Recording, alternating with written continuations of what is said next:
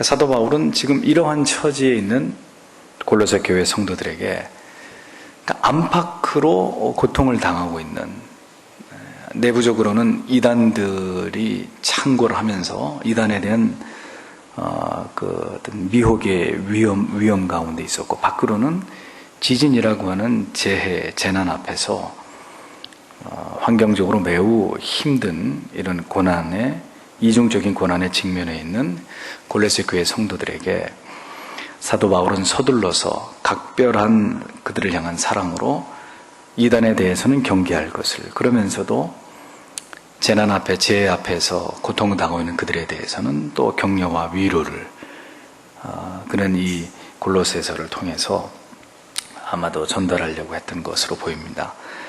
이 골로새 교회를 가만히 보면 지금의 우리의 모습과 크게 다르지 않다는 걸 느낄 수 있습니다. 지금 이 시대 교회도 보세요.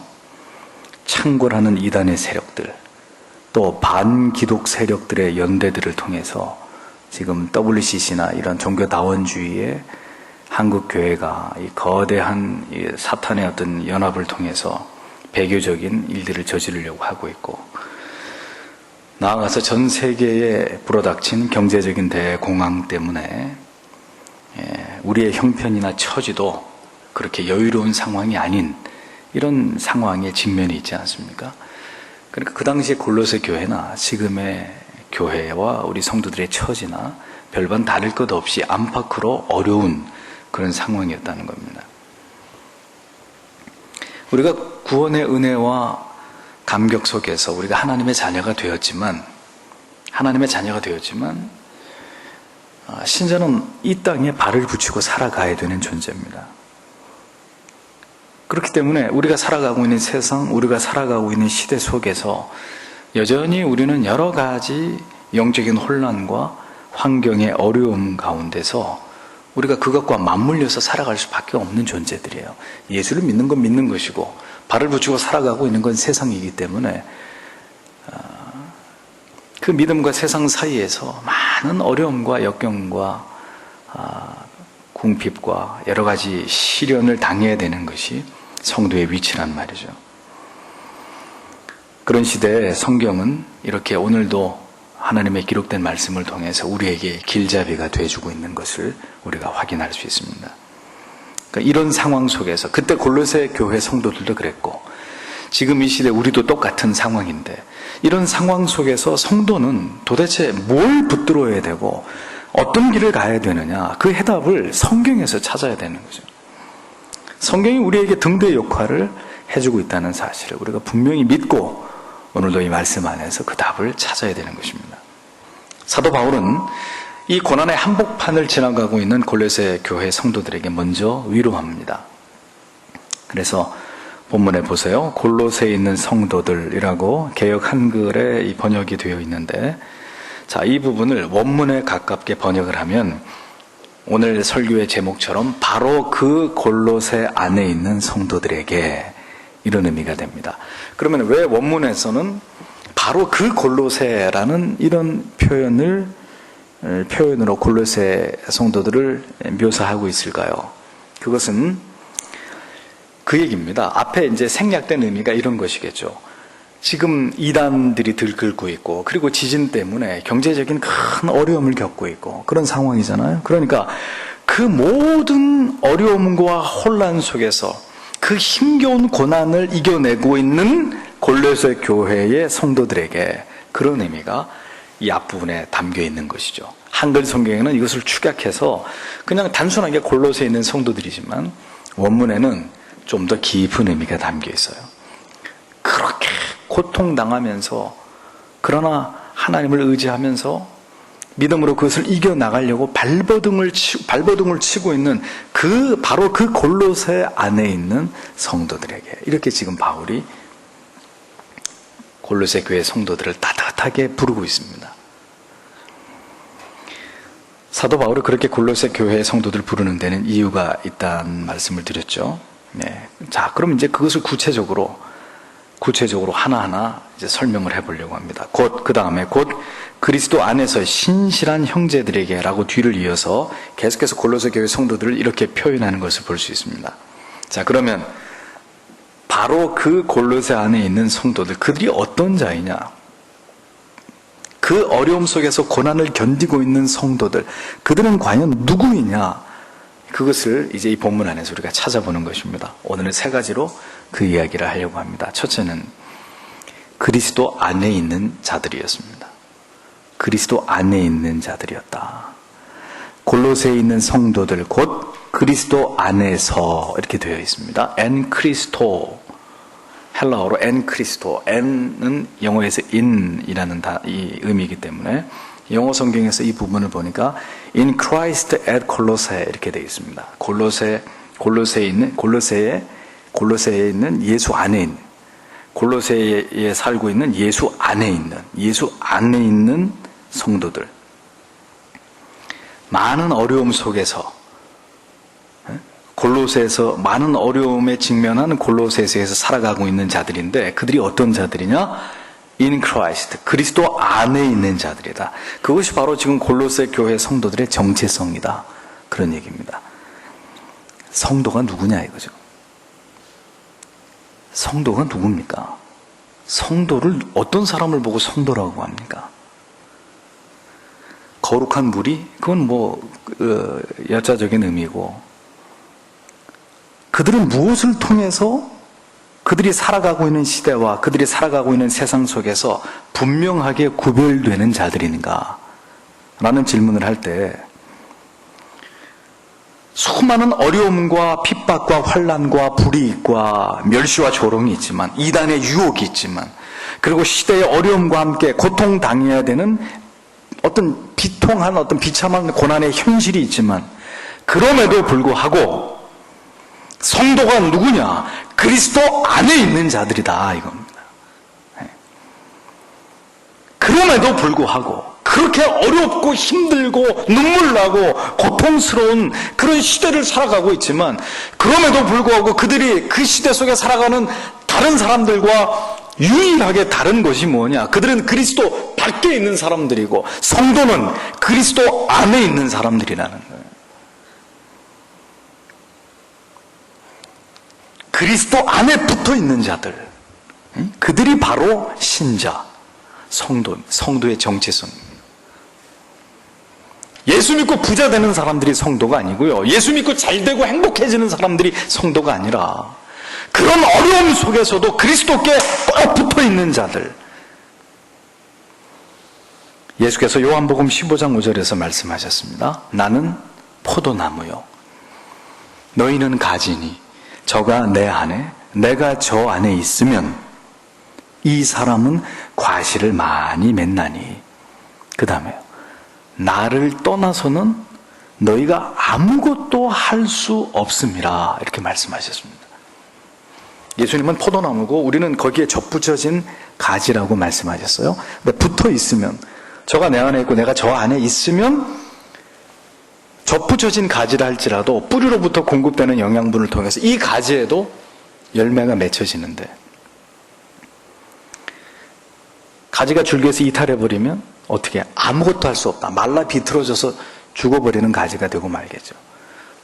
불구덩이에나 던져져서 땔감으로 쓰여지는 그런 존재가 되고 마는 것이죠. 성도의 존재가 무엇입니까? 포도나무에 접붙여진 가지라고 주님께서 비유하셨어요. 이것이 무슨 의미인지 아십니까? 그리스도를 떠나서는, 그리스도 밖에서는 아무것도 할 수 없는 존재들. 그들만이 성도입니다. 그리스도 안에서 뭐든지 할 수 있다. 이거는 너무 흔한 얘기인데요. 저는 좀 그 부분을 강조하기보다는 다른 부분을 강조하려고 합니다. 때때로 그리스도는 생각날 때만 잠깐 생각하고, 거의 대부분의 삶은 그리스도를 망각하고 살아가도 전혀 문제될 게 없는 존재들. 성경은 그런 사람들을 성도라고 말하지 않아요. 그러니까 주일날이냐? 오늘 예배 가는 날이지. 내가 교회 다니는 성도였지. 주중에는 전혀 불신자와 방불한 삶을 살다가, 그래서 주일이 되면은 내가 교회 다니고 성경책 들고 교회 가야 되는가 보구나. 그 사람은 성도가 아니에요. 예배를 떠나서는 살 수 없고 진리를 깨달음을 통해서 얻는 그 신령한 은혜와 기쁨을 그것이 아니고는 어디서도 참된 신령한 영혼의 기쁨을 갈구하지 않는 사람들. 기도를 떠나서는 결코 마음의 평강을 누릴 수 없고 아무리 작은 것이라도 기도를 통하지 않고는 거저 얻는 법이 없다는 사실을 알고 모든 필요한 것을 하나님께 구하면서 그것을 통해서 주님께 구함을 통해서 공급받을 수밖에 없는 사람들. 그들이 성경적으로 보면 하나님의 자녀들, 성도입니다. 아무리 세상이 어려워지고 이단이 득세하고 세상이 미쳐 돌아간다 하더라도 그것 때문에 흔들리고 쓰러지고 낙심하고 절망하는 사람들이 아니라 더 견고하게 그리스도에게 접붙여져서 온전히 그리스도만을 의지하면서 그에게서 결코 떨어질 줄 모르는 사람들, 그리스도 안에 있는 사람들, 그 사람들만이 성도라는 거예요. 그리스도 없이는 단 한순간도 살 수 없는 사람들. 그리스도도 붙들어 보았다가 또 유력한 사람도 의지해 보았다가 자신의 생각과 지혜와 경험도 쫓아가 봤다가 이렇게 왔다가 갔다가 갈팡질팡 그러는 사람은 그리스도 안에 있는 사람이 아닙니다. 온전히 그리스도에게 접붙여져서 그 사랑에 완전히 사로잡혀서 살아도 주를 위해 죽어도 주를 위해 그렇게 존재하는 자들이 바로 그리스도인입니다. 어떤 고난과 절망과 역경이 몰려와도 그리스도 예수 안에 있음으로 인해서 주께서 우리에게 주시는 그 넘치는 하늘의 소망과 위로와 평강과 그 하느님이 우리에게 주시는 것을 힘입어서 세상을 호령할 수 있는 그런 영적인 기백이 있는 사람들, 세상을 향해서 신앙의 고백에 내가 예수를 믿는 사람이다. 나는 예수를 믿는 사람이요. 신앙의 고백에 사자후를 바랄 수 있는, 비굴하게 숨거나 피하거나 타협하지 않고 나는 예수 안에 있는 사람이요. 예수를 믿는 사람입니다. 그 사람들이 그리스도 안에 있는 사람들, 성도들이란 말입니다.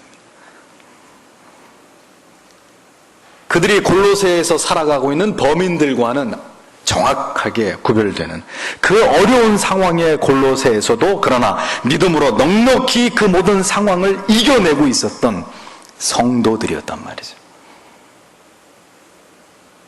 오늘 우리는 누구입니까? 오늘 우리는 누구예요?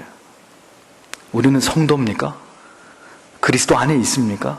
세상이 무너져도 이단이 득세를 하고 세상이 이렇게 미쳐서 돌아가도 우리는 그리스도 예수 안에서 하나님이 우리에게 주시는 평강과 기쁨과 위로를 누리고 있는 사람들입니까? 오늘 이것이 중요합니다. 예수 안에 있지 않아도 나름 행복하게 살아가는 성도, 그 사람이 성도일까요? 하나님 의지하지 않고 굳이 하나님 말씀대로 살지 않아도 세상 사는데 너무 재밌고 편안하고 행복하고 그렇게 살아가는 것도 별 불편함이 없는 사람들, 과연 예수 안에 있는 사람들일까요? 우리가 누구인지를 아는 것은 신앙에서 매우 중요한 문제가 아닐 수 없습니다. 첫째는 하나님이 어떤 분이신지를 알아야 되고, 그 다음에 그 하나님 앞에서 살아가고 있는 내가 어떤 존재인가. 성경이 나를, 우리 성도라고 이름하는 자들을 어떤 자로 우리를 규정짓고 있느냐, 우리의 아이덴티티가 뭐냐, 우리의 정체성이 도대체 뭐냐, 우리가 어떤 사람을 성도라고 하고 신자라고 하느냐. 세상 사람들하고 다 똑같은데 주일날 교회만 가는 사람이 성도냐? 아니란 말이에요. In Christ, 예수 안에 있는 사람이라 해야 된다는 거죠.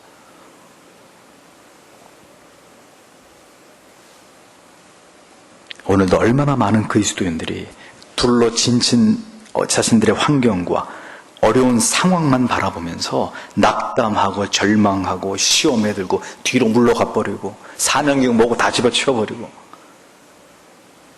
그리스도 안에 있어야 하는데, 그리스도 안에 있으면 그분이 우리의 피난처가 되시는데 그리스도 안에 있으려고 하지 않고 세상을 향해서 인간적인 방법들을 가지고 자신의 고난에서 벗어나 보려고 몸부림을 치는 거예요. 그런 분들은 중요한 걸 놓치고 계시는 거죠. 중요한 걸 놓치고 있는 거예요. 아무리 내 안에서 답을 찾으려고 발버둥을 쳐보세요. 내 안에 답이 있나? 예수 안에 답이 있는 거지. 예수 안으로 가야 그 안에서 답을 찾는 거지. 가지는 반드시 줄기에 접붙여져 있어야 뿌리를 통해서 영양을 공급받을 수 있다는 이 지극히 평범한 진리도 이해하지 못하는 거예요. 오늘도 너무나 많은 교인들이 그리스도 안에 거함으로 그리스도께서 그를 책임지시도록 살아가지 않고 그리스도 밖에서 인생의 모든 출구를 찾으려고 어리석게도 세상에서 그것을 도모하는 그런 어리석은 인생에서 좀처럼 벗어나지 못하는 것입니다. 좀처럼 벗어나지 못하는. 그것은 신자가 살아가는 것과는 다른 삶의 방식이에요. 성도는 반드시 그리스도 안에 있어야 합니다. 하늘이 두 조각 나더라도 신자는 그리스도 안에서 그리스도만을 굳게 붙잡고 그리스도만을 의지하는 그런 자들이 되어야 되는 것입니다.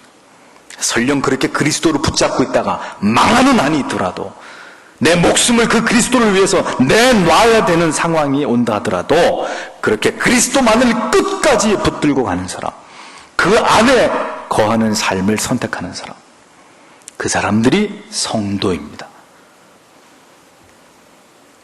성도는 어렵고 고통스럽고 눈물 나고 사방이 막혀 있을수록에 더 그리스도를 붙잡고 예수만을 의지하고 그 안에 거하는 자들이 되기 위해서 최선을 다하는 자들이 되어야 됩니다. 왜요? 그것이 우리가 걸어가야 될 신앙의 길이기 때문입니다. 그것이 오히려 고난을 이기는 첩경이 되기 때문입니다. 예수 안에 있는 것이. 잊어버리지 마십시오.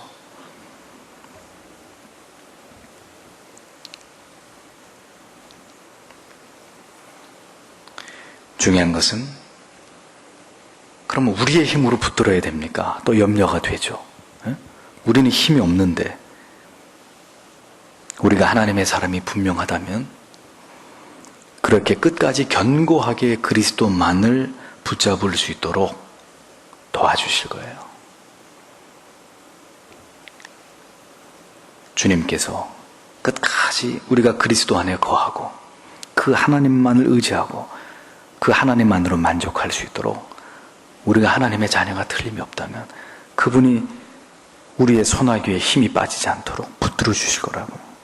그분께서 이길 힘을 주실 것입니다.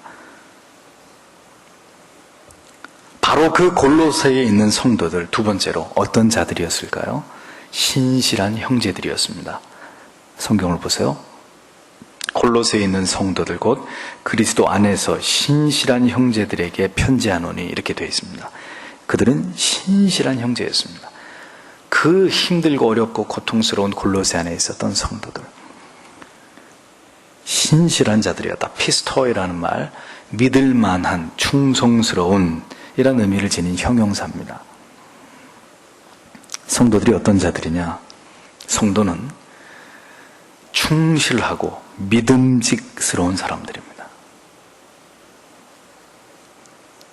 어떤 어려움 속에서도 여전히 그리스도를 향한 믿음을 가지고 그리스도 안에 거하면서 그 진리 안에서 결코 변질되거나 타협하거나 편법을 추구하거나 불법을 저지르지 않고 오직 그리스도 예수만을 의지함으로 충성스럽게 우직하게 신앙의 정도를 가는 사람들, 신실한 형제들. 타협이라는 건 모르고 돌아가는 거 모르고 믿음의 길, 진리의 길, 신앙의 정도가 아니면 절대로 쳐다보지도 않고 가지 않으려고 하는 신실한 사람들. 결코 비굴하거나 속이거나 편한 길로 가려고 하는 그런 사람들이 아니라 옳은 길, 바른 길, 그게 진리의 길이라면 어떤 대가를 지불하고라도 그 길을 가려고 하는 사람들. 설령 그 길이 한참을 돌아가야 되는 길이고 힘겨움의 길이고 손해와 손실을 초래하는 길이고 명예를 잃어버리는 길이고 내가 가진 모든 것들을 다 빼앗겨야 되는 길이라 할지라도 하나님 앞에서 바른 신앙의 길을 가고자 그 모든 대가를 성실하게 지불하는 사람들. 그들이 바로 신실한 형제들, 바로 그 골로새에 살고 있었던 성도들이었단 말입니다. 사랑하는 성도 여러분, 성도는 성도가 가야 할 길이 있습니다. 교회는 교회로서의 도리가 있습니다. 원칙이 있어요. 바른 신학과 교리 위에서 그 바른 하나님이 기뻐하시는 그 길로 가야 돼요. 다수가 가자는 대로 끌려가면 안 되고 하나님이 원하시는 그 길. 세상은 속이고 숨기고 거짓을 말할지언정 교회와 성도는 그렇게 할 수 없어요.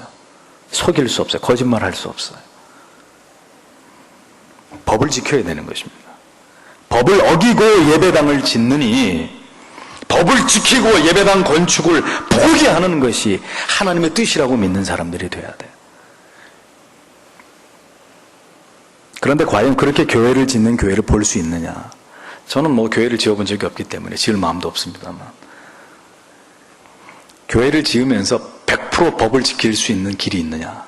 글쎄요. 수천억을 들여서 강남에 짓는 교회도 온갖 세상 법 다 어겨가지고 점점 그게 사회적인 이슈가 되어가고 있습니다. 온갖 법 다 어기면서 교회 어마어마한 돈을 들여 짓고 있는 교회, 불법 천지고, 그렇게 해서 교회 지으면 뭐 하겠어요? 하나님이 그 교회를 기뻐하시겠습니까? 심각한 성적인 죄를 저지른 목사가 충분한 자숙도 회개 시간도 없이 버젓이 젊은이들이 가장 많이 모이는 중심지에다가 교회 또 개척해서 사회적인 큰 파장을 일으키면서 하나님의 영광을 실추시키고 있습니다. 모두가 왜 그럴까요? 신실하지 않기 때문이에요. 도리를 지키지 않기 때문이에요. 마땅히 걸어가야 될 길을 걷지 않고 자신들의 이익과 목적을 위해서 원칙과 법과 질서를 무너뜨리기 때문이에요. 그래도 된다고 생각하는 거죠. 예수 그리스도만을 의지하고 신실하게 예수 그리스도 안에서 하나님의 뜻을 따르고자 하는 자들은 신실하지 않을 수가 없어요. 왜 그러냐면은 내가 예수를 의지하고 예수 안에 있으면 그게 예수 안에 있는 가운데 내가 어떤 일을 하려고 할 때 그게 주의 뜻이면 되는 거고 주의 뜻이 아니면 안 된다는 거, 아주 분명한 흑백 논리를 가지고 있기 때문입니다. 아주 명쾌하죠. 사고가. 내가 그리스도 안에 있어요. 내가 하나님이 기뻐하시는 뜻 안에 있어요. 그리고 그 법을 지키려고 해요. 근데 그 법대로 하니까 안 돼요. 그럼 주의 뜻이 아닌 거죠. 간단하잖아요. 그러니 그리스도 안에 있는 사람, 그래서 하나님의 뜻과 법을 따르려고 하는 사람들은 당연히 충성스럽고 신실할 수밖에 없죠. 사람의 힘으로 되는 것이 아니라 불법과 부당함과 비굴함을 통해서 되는 것이 아니라 하나님의 뜻과 섭리 가운데서 하나님이 기뻐하시는 뜻이라면 반드시 이루어질 것이고, 그렇지 않으면 안 될 것이는 안 된다. 이건 해도 안 된다는 걸 알기 때문에, 그러니까 정도로 가겠죠. 주의 뜻 안에서 하나님이 오케이 하는 것만 가겠죠. 법대로, 원칙대로, 바른 원리대로 하겠죠. 그러니 신실할 수밖에 없죠.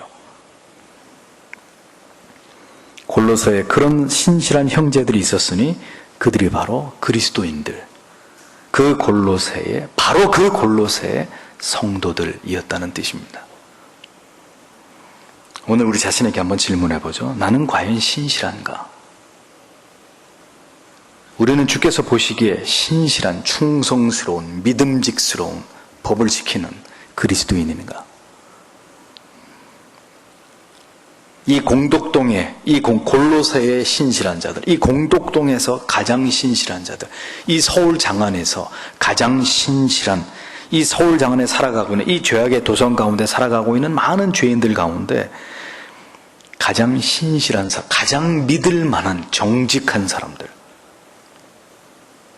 그것이 바로 세상 사람과 구별된 성도란 말입니다. 우리의 가치, 성도의 가치가 어디 있는 것일까요? 성공에 있는 것일까요? 남보다 더 성공하고 더 많은 명예나 권력과 인기를 휘어잡는 것에서 우리의 가치가 증명되는 것일까요? 한국에 살아가고 있는 바로 그 그리스도 안에 있는 신실한 형제들, 그게 우리의 가치예요.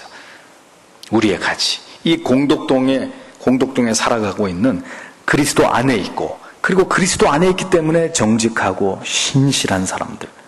그게 성도의 가치, 우리의 가치예요.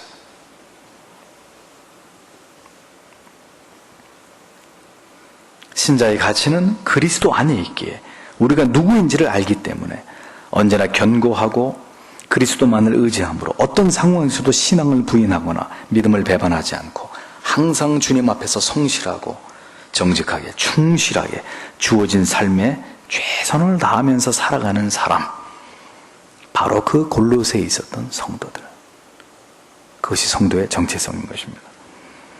바울이 편지를 보내고 있었던 골로새 성도들은 그런 자들이었다는 거죠.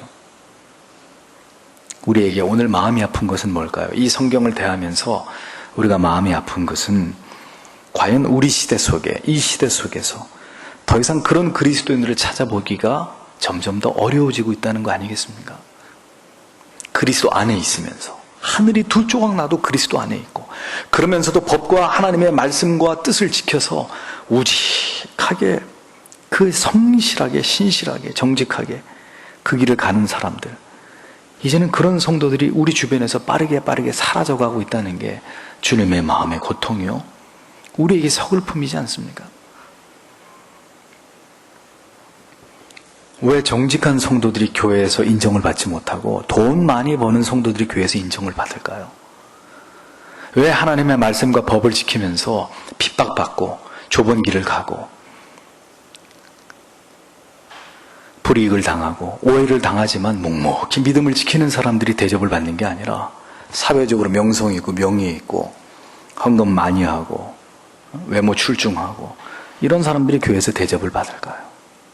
참, 이건 아니에요.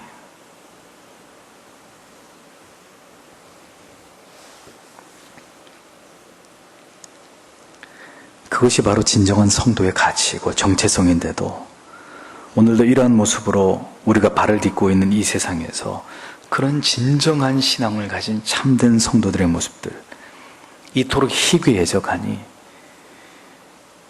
우리는 과연 이 시대에 성경이 다시 쓰여진다면 이 죄 많고 고난이 끊이지 않는 서울에, 한국에 살아가고 있는 그리스도 안에서 신실한 형제들이라고, 자매들이라고 성경이 우리를 그렇게 기록해 줄지를 오늘도 우리가 이 말씀 앞에 깊이 한번 생각해 봐야 되지 않겠습니까?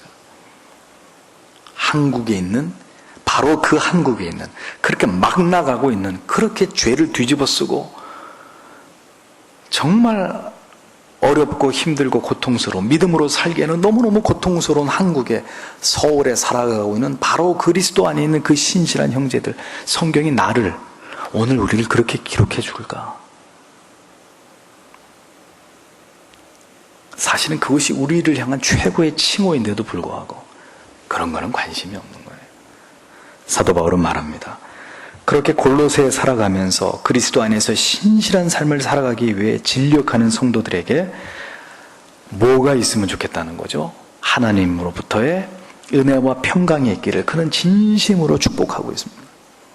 셋째로, 바로 그 골로새에 있었던 성도들 어떤 사람이냐? 언제나 하나님으로부터 말미암는 신령한 은혜와 평강을 누리는 자들입니다. 잘 들으십시오. 세상으로부터가 아니에요. 돈으로부터가 아니에요. 인기와 명예로부터가 아니고 하나님, 오늘 성경에 나와 있죠. 하나님으로부터 은혜와 평강이 너희에게 있을지어다. 하나님께서는 하나님의 자녀들에게 반드시 하나님의 자비하심을 나타내시는 분입니다. 부모가 사랑하는 자녀에게 그 부모가 가진 사랑을 표현하고 싶어하는 것이 부모의 본질이듯이, 본성이듯이, 하나님을 사랑하는 자들에게 언제나 하나님은 하나님의 사랑을 나타내 보여주고 싶어 하십니다. 하나님의 자녀들은 또한 그가 하나님의 자녀가 맞다면 하나님께로부터 얻는 것이 아니면 절대로 만족하지 않으려고 할 거예요. 그 사람이 하나님의 아들이, 하나님의 자녀라는 증거예요. 뭐든지 주기만 하면 좋은 게 아니라 그것이 하나님께로부터 나에게 주어지신 것이라야 그것으로 진정한 만족을 얻을 수 있는 사람들, 반드시 하나님 아버지께로부터 부여되는 것만을 사모하고 그것만을 누리기를 기뻐하는 사람들, 그 사람들이 성도예요. 우리 집에 준하는 우유를 좋아합니다. 또 오렌지 주스 이런 거 좋아해요. 한 통 사다 놓으면은 반나절도 가지 못해요. 어릴 때 보면은 학교 갔다 오면은 학교를 갔다 오거나 아니면 배가 출출하면은 그냥 냉장고 불쑥 열고 우유나 오렌지 주스 있으면은 그냥 벌컥벌컥 그냥 본능을 따라서 그냥 벌컥벌컥 이렇게 들이마셔요.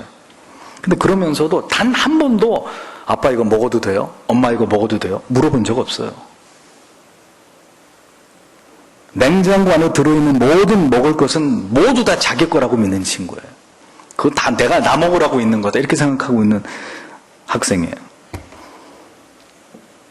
네, 아직도 저나 아내가 한 번도 먹어도 돼 이렇게 허락해 준 적 없어요. 허락받지도 않고 허락이 없는데도 그냥 전혀 미안해하거나 눈치도 안 봐요.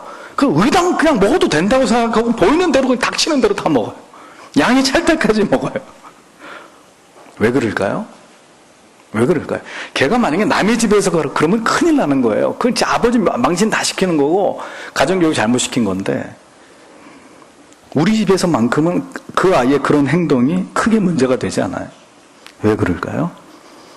아버지의 것이 모두 지 거라고 굳게 믿고 있기 때문입니다. 아버지가 먹든 말든 좀 심하게 얘기하면 이제 그런 예의 정도를 좀 갖추고 아버지 드실 거니까 남겨놔야지. 이건 좀 갖춰주면 좋겠는데 그건 이제 앞으로 교육을 시켜야 될 문제고 그냥 아버지께 다 자기 거라고 굳게 믿고 있기 때문에 우유를 이렇게 내 마음대로 먹다가는 아버지한테 뼈도 못 추리겠지 이런 생각 전혀 안 한단 말이에요. 왜 그럴까요? 내 아버지의 것은 내가 아무리 먹어도 관계없다. 왜? 아버지는 나를 사랑하니까. 우유 먹는 거 가지고 째째하게 아버지가 나한테 태클 걸거나 먹지 말라고 이럴 분이 아니라는 믿음이 아들에게 있기 때문이겠죠.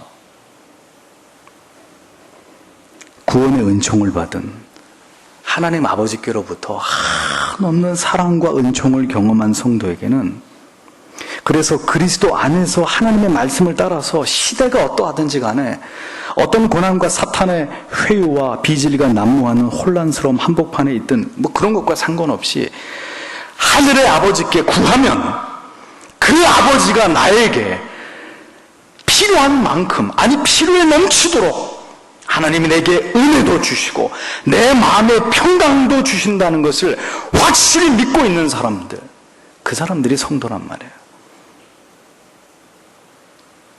우리는 이 신자됨의 특권을 기억해야 됩니다. 그리고 반드시 이것을 누리면서 살아가는 성도들이 되어야 돼요. 우리가 누구인지가 분명해지면 하나님께 분명한 것을 구할 수 있습니다.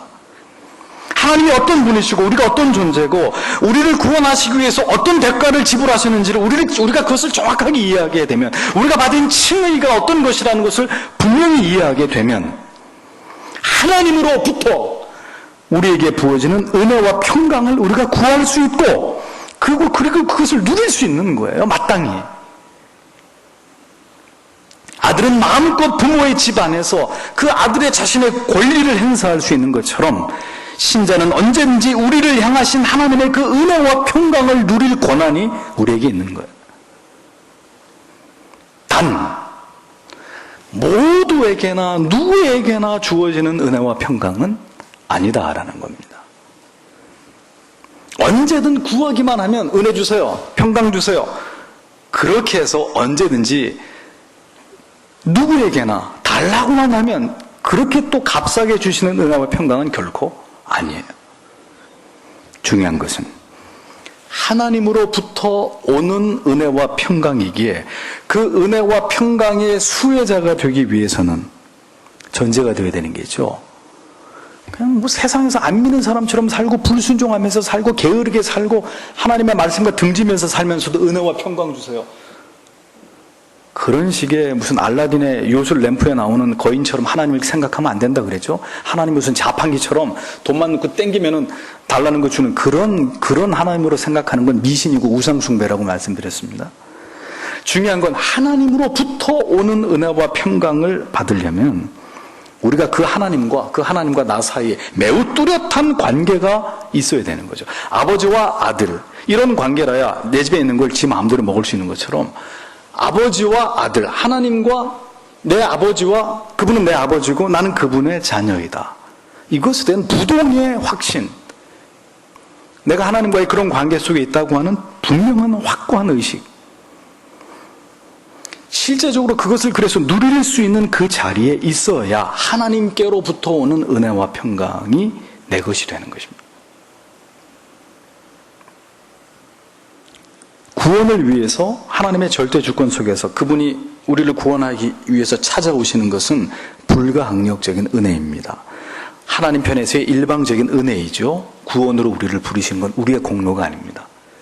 그러나 구원 이후에 하나님이 우리에게 은혜 주심과 우리 영혼이 맛볼 수 있는 평강은 언제나 하나님께로부터 말미암음을 분명히 알고 고백하고 그 하나님께로부터 그것을 얻기 위해서 구하고, 그래서 그 귀한 것이 하나님께로부터 오는데 하나님과 언제나 관계가 바로 되어 있는 자들에게 하나님이 값없이 주신다는 걸 알고 그렇게 신자됨의 도리를 지켜가는 사람에게 하나님께로부터 오는 은혜와 평강은 끊이지 않고 험한 세상을 살아가는 자기 백성들을 향해서 하나님이 계속 은혜와 평강을 부으셔서 믿음을 가지고 그 세상에서 승리하며 살도록 하나님이 그러한 특혜를 주시는 것입니다.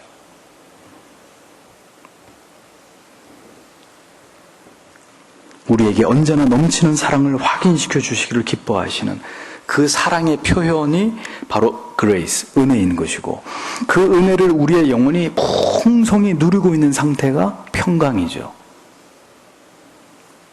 아무리 힘들고 어려운 시대를 살아가고 있는 신자라 할지라도 그가 분명히 구원받은 하나님의 자녀임을 확신하는 성도라면 그에게는 언제든지 하나님께로부터 예비된 그 하나님의 구속의 사랑을, 날 사랑하심 성경에 써있네. 언제나 진리 안에서 하나님을 예배할 때, 말씀을 묵상할 때, 기도할 때 내 마음에 뚜렷하게 새겨주시는, 확인될 수 있는 그 하나님의 은혜 주심을 우리가 맛볼 수 있는 것이고, 그렇게 부어주신 그 은혜 때문에 오늘도 예배를 드리고 돌아가는데 내 삶은 여전히 어려움과 역경이 가득 차 있는 삶이지만 하나님이 그에게 뭘 주세요? 내가 너를 얼마나 사랑하는 줄 아느냐? 그 하나님의 사랑이 느껴지는 은혜를 입고 그 은혜를 마음에 담고 집이나 가정이나 세상으로 돌아갈 때 내 마음이 정말 그 은혜의 강수에 잠겨서 하나님이 주시는 평안을 누리는, 그것이 바로 신자됨의 특권이라는 겁니다. 그것이 있어야 하고 그것을 맛봐야 우리가 하나님의 자녀잖아요. 성도란 말이에요. 바로 그 골로새에 있는 성도. 이것이 하나님께서 모든 주의 백성들에게 약속하신 축복입니다. 사도 바울은 이 하나님께로부터 말미암는 은혜와 평강을 골로새 교회의 신실한 성도들을 위해서 간구하고 있었습니다. 너에게 이것을 주시기를 원한다. 사도가 거듭 이러한 제목으로, 이 표현은 골로새에서만 나오지 않고요, 바울 서신에서 계속해서 반복되는 표현이죠. 은혜와 평강이 내게 있을지. 거의 인사말처럼 반복되고 있는 그런 사도 바울의 축복 기도인데, 그러면 왜 사도가 거듭 이러한 제목으로 교회와 성도들을 위해서 간구했을까요? 왜? 은혜와 평강, 이것이야말로 지성교회와 성도들을 향한 가장 탁월한 하나님의 선물이라는 것을 사도 바울은 알고 있었기 때문입니다. 사도 바울은 지금 부와 형통과 성공과 명예와 건강이 너희에게 있을지어다, 그렇게 기도하지 않았습니다. 사실 좀 그렇게 기도해 주었으면 좋지 않았을까요? 너희 교회가 속히 교회를 짓고 성도들은 기하급수적으로 늘어나기를 축복한다, 내가 그렇게 하나님 앞에 기도하마. 바울은 그런 기도를 하지 않았습니다. 다만 그는 모든 성도들이 그리스도 안에서 견고하게 접붙여져 있고, 그로 말미암아 성도들이 하나님 앞에서 신실한 삶을 살아가고, 그로 말미암아 하나님의 사랑하는 자녀들에게 언제나 이 세상을 살아가는 동안에 차고 넘치도록 주실 은혜와 평강, 그것을 충분히 이 세상 가운데 누림으로 이 세상을 넉넉히 이기는 삶을 살아가는 성도 되기를, 그리고 그것이 성도에게 가장 중요한 것이라는 것을 바울은 알고 있었기 때문에 다른 우리를 위해서 구해줄, 우리가 생각할 때는 다른 가치들, 그걸 좀 구해줬으면 싶은데 사도 바울은 그런 걸 위해서 기도하는 것이 아니라 오직 은혜와 평강이, 하나님께로부터 말미암는 은혜와 평강이 너희에게 항상 있을지어다. 그거면 충분하다는 거예요.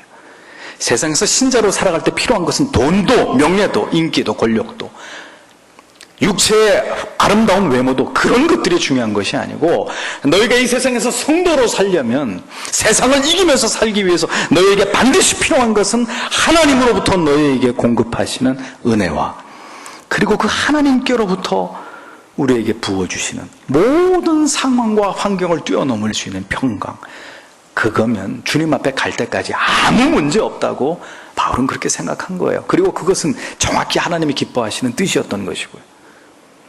오늘도 은혜와 평강이 있을지어다, 그럼 입이 이만큼 나오시고, 여러분들에게 하나님이 대박 터지는 복을 주실지어다, 그러면 좋아하시는 거죠. 그러니까 우리가 복음을 얼마나 잘못 이해하고 있는지를 알 수 있는 거예요.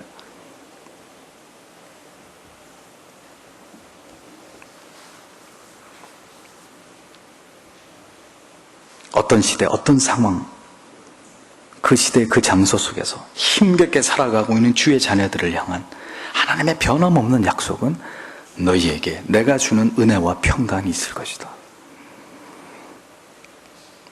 보십시오. 하나님이 어떤 분인지를 알고 우리가 어떤 존재인지를 아는 것은 이토록 기가 막힌 우리에게 기쁨과 소망이 되는 것입니다.